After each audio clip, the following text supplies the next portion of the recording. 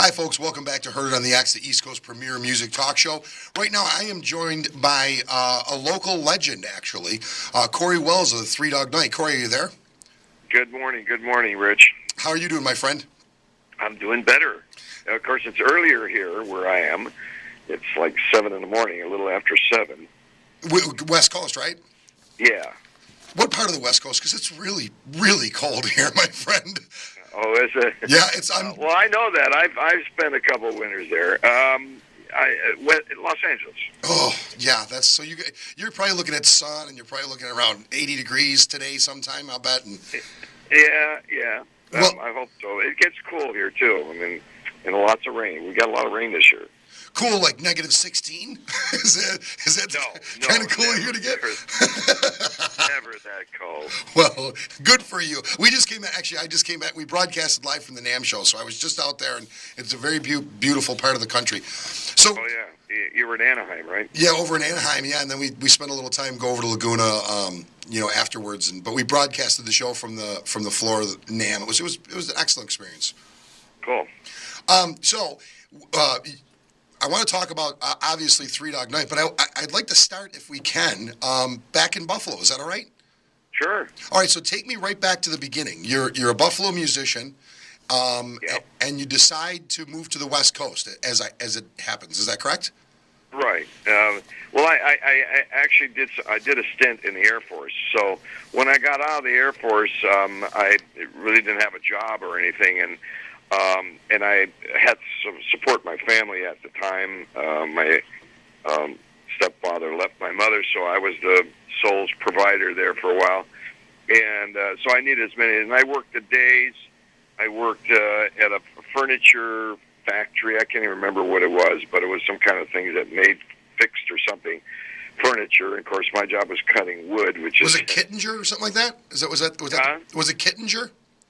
I don't remember. I don't. It's too long ago. Okay. 100 years ago. Anyway, and then nights I'd worked clubs, and an old schoolmate of mine who I grew up with had a garage band, and then he got promoted to a group called the Vibratos, and they worked locally, and they were getting themselves a name. They worked Town Casino and Glen Casino when that stuff was still around.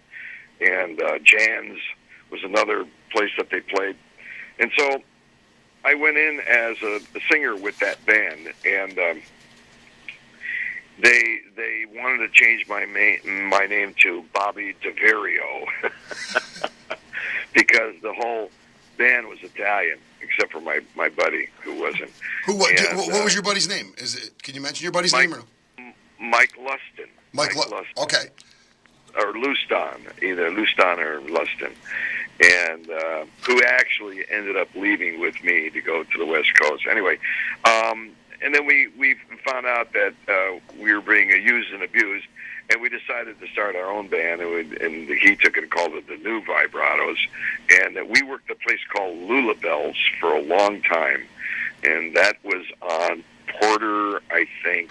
I think it's now a defunct church, a Baptist church, I think. But it was a roaring nightclub in our day, and we worked there and worked with the likes of Hermie the Spermie and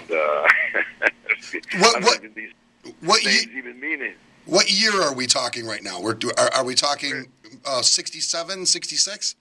No, we're talking about 65. Oh, 65. Okay. So, and what were some of the? Do you remember some of the contemporary bands that were in town, or some of the people? I imagine Stan and the Ravens was kicking around, and yeah, Stan and the Ravens were doing real well. Ronnie Hawkins would come into town and steal all the best musicians and take them away. Yeah.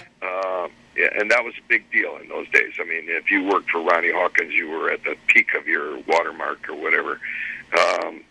And those were the big names. And there were some other people around. I can't remember exactly all the people that were there, but And going back to Ronnie Hawkins, obviously Stan had a long stint with him too. He would take off and go play with Ronnie, and right. Ronnie's Stan Celeste you're talking about. yeah, and Ronnie's backing band eventually became the band. So Ronnie Hawkins was obviously a heavy hitter. So he was. So those are the contemporaries. Okay, so take me from Buffalo. What brings you to the West Coast? Well, we're working in this Lulabelle's, and we got lines around the block, people trying to get into the club, and one day this good-looking guy, kind of looks like Gene Barry, comes in, orders a drink. It turns out to be the guitar player's brother-in-law. He's an out-of-work actor. He says, "You got a lot of talent. I want to take you to Los Angeles with me. I'm leaving in another week or so, and I'd like you to go with me. I think you can make it." Blah blah blah. And of course, his brother-in-law Mike says, "You're not going without me. I'm going too."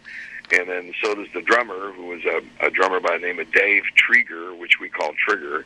And we all left. I'm sorry. Yes, that's right. And Dave goes with us, and the other guy, Tom Barano, I don't know if these names mean anything to you, decides he's not going to go. So we say, okay, we're headed out for Los Angeles. So we went across the United States, we went to Los Angeles, and this club that he told us that we could work in, which was called Panza's Lazy Susan, was guaranteeing us work there when we got there. Of course, when we got there, the guy goes, I don't hire bands. I got a piano bar. That's all. I got a piano player. So we're out of work, and we're stuck there, and we're looking around trying to get it. And then finally, the drummer and I get a gig for us at a place called the Rag Doll. And there's a long story in that, and I won't go into that. But we ended up getting that job, and we ended up staying there for months and months. 6 months. Playing at this place called the Rag Doll. And this is Los Angeles. We're in Los Angeles now, right? We're in Los Angeles. Okay. We're in Los Angeles. And then one thing led to another. This guy, Gene, becomes our manager. He gets us an audition to play at Ciro's on the Strip. We go there, we play, we get the job. We're not playing there. We get to rub shoulders with people like that weren't famous yet. They were just people. But I think the Byrds had just released Hey, Mr. Tambourine Man. Wow. And we got to deal with them, the Buffalo Springfield, all those people. And it just started, pole vaulting from there. And things were going good. Now, this group, I have to tell you now, it's not Three Dog Night. This is called The Enemy, was the name of the band, The Enemy. And it was during that whole British thing and all that kind of stuff. And things were looking very good for the Enemy. We were the next thing that was supposed to happen. We had people like the Lovin' Spoonful working down the street from us, the Grassroots here, a group called the Leaves, the Birds here. So it was the place to be. You that was the melting pot of what was eventually 6 months from that time going to be the California explosion, obviously. Right. It was the timing couldn't have been better. We had the Doors working down a little club called the London Fog, which was like a tiny little narrow club that they worked in. We worked Azaris and all that stuff, and the whole thing was for every band is to try to get to play the Whiskey a Go-Go, and that was the high watermark there. And we eventually did. We got to down the line after we had left town. Before that, we kept going up from Ciro's. We ended up going to a place called. We left town. You got to remember this is a long time ago. Sure, take your time. We left town and worked a place in Vegas for 6 months called the Pussycat a Go-Go, and the band that was there before us was a group called the Feathers, and that was Teddy Neely's band, and Teddy Neely became. And Jesus Christ Superstar became the singer of that. Oh, that's right. That's right. I knew that name sounded familiar, and I couldn't remember exactly when you just said it to me. I'm thinking, why do I know that name? Yeah. Yeah. So Ted had this band, and then we come in there, and our gig is to work from 12 o'clock midnight until 6 o'clock in the morning. That's our job to work there at this club.